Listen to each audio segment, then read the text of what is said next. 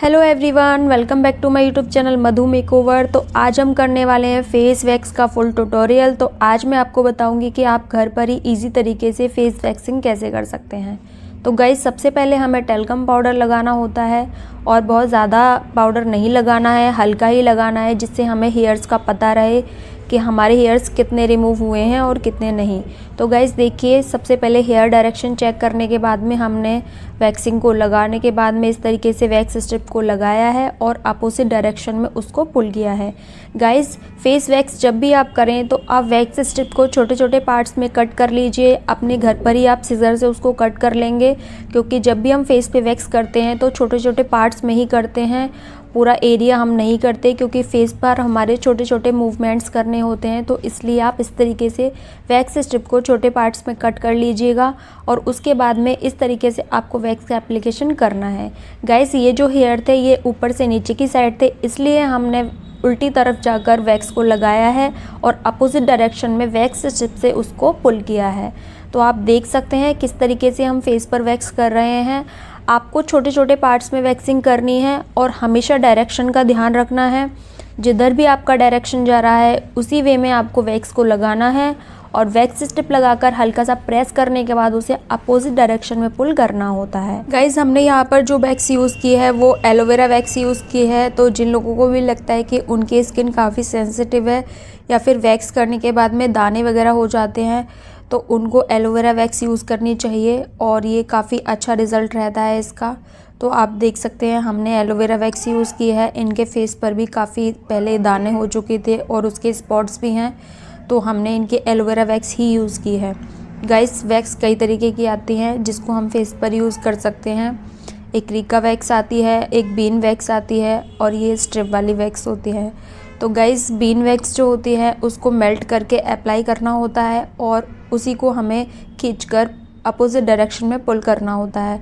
यानी कि जो हम स्ट्रिप्स लगाते हैं उसको यूज़ नहीं करना, डायरेक्ट ही वैक्स को पकड़ के हमें खींचना पड़ता है और वो हमारी वैक्स अपने आप ही पील हो जाती है।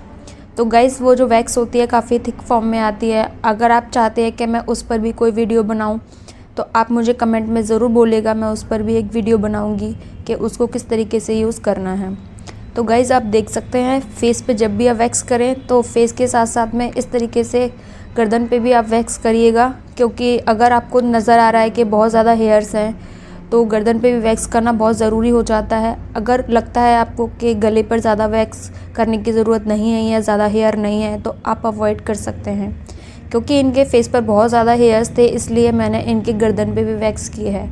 तो गाइज़, इसके बाद में आप देखिए नोज़ पर हम किस तरीके से वैक्स कर रहे हैं। फेस बहुत सेंसिटिव एरिया होता है और इस पर हमें इस चीज़ का ध्यान देना है कि ज़्यादा प्रेशर नहीं देना है और बहुत ही आराम से हमें काम करना होता है। तो गाइज़, नोज़ पर जब हम इस तरीके से वैक्स करते हैं तो जितने भी हमारे ब्लैक हेड वाइट हेड्स होते हैं या फिर किसी किसी की नोज़ पर बहुत छोटे छोटे हेयर्स होते हैं ब्लैक, तो गाइज़ वो अच्छे से रिमूव हो जाते हैं। आप इस तरीके से नोज़ पर अगर वैक्सिंग करेंगे तो नोज़ एकदम से शाइन करने लगेगी और बहुत ही अच्छा रिज़ल्ट आपको देखने मिलेगा।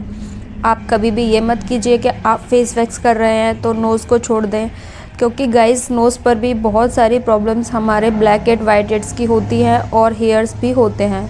तो आप अगर यहाँ भी वैक्स करेंगे तो हमारी नोज़ शाइनी हो जाती है और अच्छा रिज़ल्ट नज़र आता है। गाइज़, आप देख सकते हैं सेकंड जो साइड थी हमारे फेस की उस पे हमने किस तरीके से वैक्स का एप्लीकेशन किया है।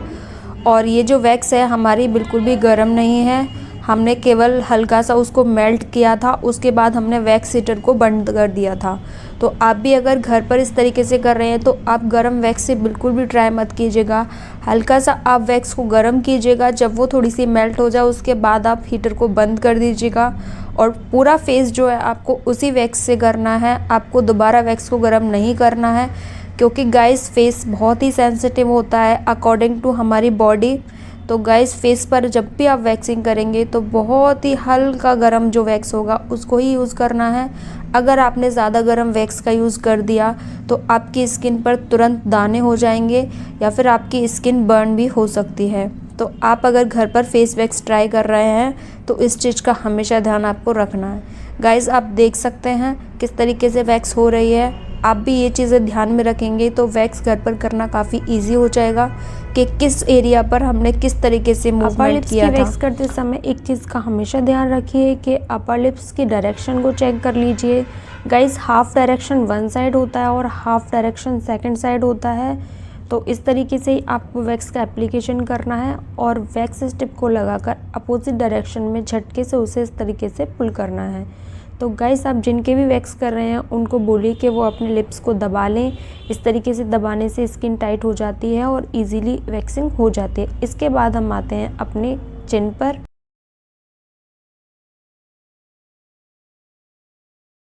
गाइस, आप देख सकते हैं चिन पर किस तरीके से वैक्स हमने लगाई है और किस तरीके से इनको हमने बोला है कि वो अपने लिप्स को इस तरीके से दबा लें। इससे क्या होगा, हमारा चिन का जो एरिया था वो काफ़ी टाइट हो जाएगा, स्किन स्ट्रेच हो जाएगी और इसके बाद में वैक्स करना इजी हो जाएगा। क्योंकि गाइस, स्किन को स्ट्रेच करना काफ़ी ज़रूरी होता है। अगर स्किन अच्छे से स्ट्रेच नहीं होगी तो स्किन पर रैशेस की प्रॉब्लम आ जाएगी और आपके हेयर भी अच्छे से नहीं निकलेंगे। गाइस, ये जो फेस वैक्स होती है हमारे हेयर तो रिमूव करती ही है, साथ ही साथ हमारे फेस की जितनी भी टैनिंग होती है, डलनेस होती है, उस सबको ये अच्छे से रिमूव कर देती है। और गाइस, जिनके हमने फेस पर वैक्स की है ये मोस्टली फेशियल या क्लीनअप वगैरह नहीं लेती, बहुत ही कभी कभी लेती हैं, तो इसलिए इनके फेस पर काफ़ी टैनिंग थी। तो गाइस, आप रिज़ल्ट देख ही सकते हैं कितना टैनिंग रिमूव हुआ है इनके फेस से। और उसके बाद अब हम करेंगे फॉरहेड। तो आप देख सकते हैं फॉरहेड पे हमने किस तरीके से वैक्स लगाई थी। आईब्रो के एरिया को हमने बचा लिया था। आप सब बिगिनर्स हैं तो इस चीज़ का ध्यान रखिएगा, आईब्रोज़ को अच्छे से कवर करना है, उसके बाद आपको वैक्स का एप्लीकेशन करना है। गाइज़, हम ये वैक्स घर पर कर रहे थे, इसलिए हमें यहाँ पर वैक्स फेशियल बैंड का नहीं मिल पाया। और अगर आपके पास फेशियल बैंड है तो आप फेशियल बैंड या फिर कोई भी बैंड जो आपके पास है आप उसे लगा लें। और जब भी आप फॉरहेड पर वैक्सिंग करेंगे तो स्पैचुला में बहुत ही कम वैक्स आपको लेनी है, क्योंकि अगर वैक्स कहीं पर टपक जाएगी तो वहाँ पर आपको प्रॉब्लम हो सकती है। और सबसे ज़्यादा ध्यान देने वाली जगह होती है आईब्रोज़ पर वैक्स बिल्कुल भी नहीं टपकनी चाहिए। और आप इतने केयरफुली होकर वैक्स करेंगे तो बहुत ही आसानी से घर पर भी वैक्स हो जाएगी और आपको पार्लर जाने की ज़रूरत नहीं पड़ेगी।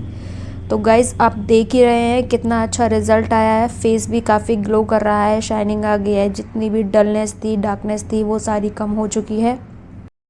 गाइज़, आई होप वीडियो आपके लिए हेल्पफुल रहा होगा। तो गाइज़, वीडियो अच्छी लगी हो तो वीडियो को लाइक कर दीजिए, चैनल को सब्सक्राइब कर दीजिए, साथ ही बेल आइकन को प्रेस कर दीजिए, जिससे आने वाली वीडियोस की नोटिफिकेशन आप तक जल्द से जल्द आ सकें।